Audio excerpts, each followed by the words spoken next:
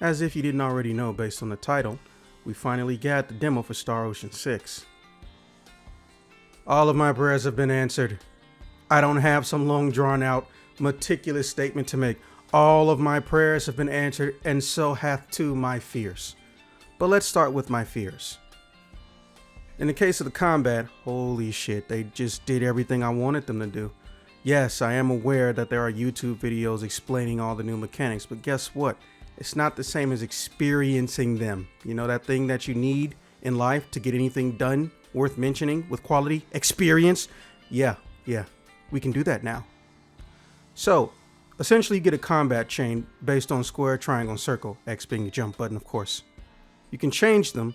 Also, you have a hold button as well, but the hold technique seems to be an individual situation.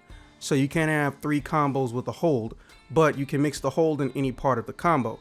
So you can go 1 press, hold, 2, 3, 1, 2 press, hold. Now, I should check up later on if it resets the combo after you press the hold or not. Also, the Duma system, well, I kind of wanted there to be one for every character, but I think I understand why they chose it for 1.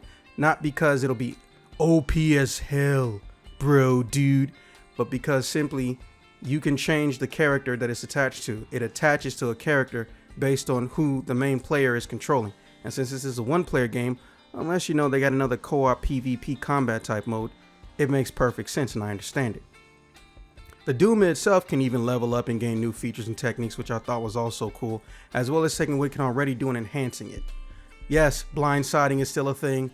It's way cooler than it used to be, and sometimes it can shorten a fight, even if it's an enemy at level. Obviously, don't expect that to really fly with bosses though, because they're bosses.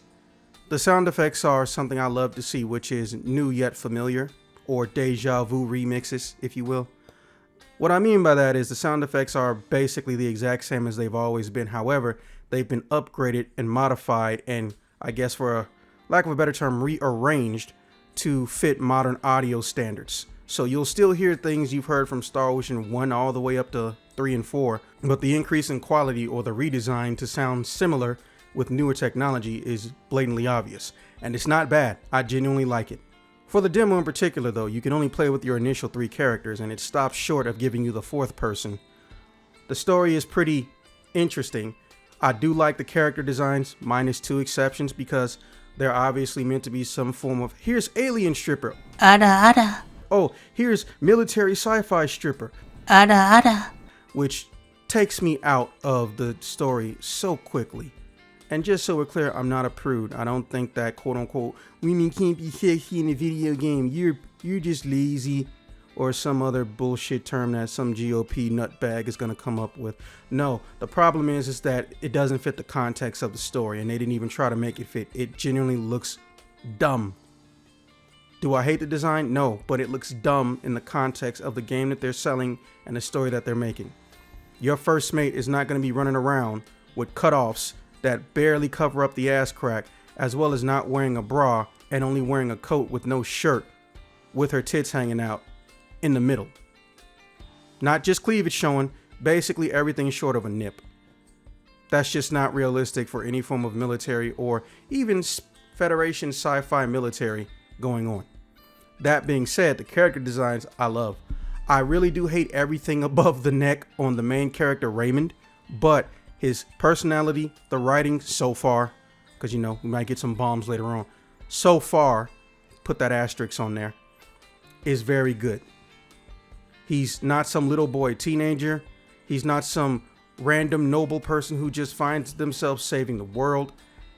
Well, that's always how these things work. I don't even know why I lied to you like that. But he doesn't look like a traditional stereotype. He's not some underage person who's magically gonna get the most powerful thing ever and be able to save the world from a giant threat illogically. His technique and skill with the sword, at least the way it is right now currently in the game, makes perfect sense for someone who's not used to running around with a giant metal object. He's built to shit and he got cuts everywhere because he's been through some stuff.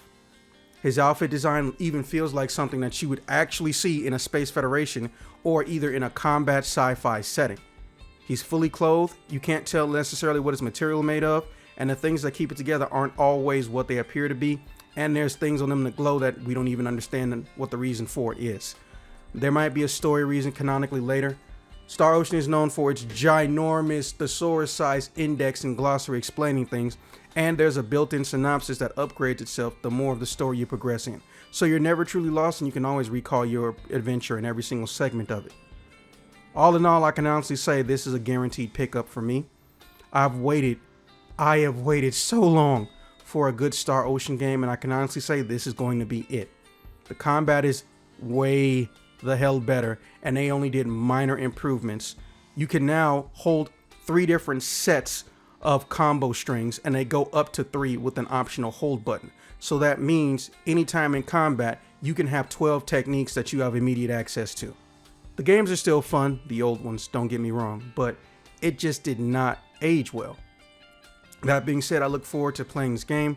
I look forward to the new ability to basically hit somebody from the air, and also the verticality. The boss in this demo in particular actually has the ability to be stood on and beat up from the head upwards, or the collarbone area upwards. I'm not sure if a mecha robot technically has a collarbone, so I guess collar piston, I don't know. While you can still have other party members hitting him from below. They really wanted to make sure the verticality was more than just, hey, you can scale the topography, and they succeeded. All right, that's all I got to say in a 2 cent aisle. See you on the next one.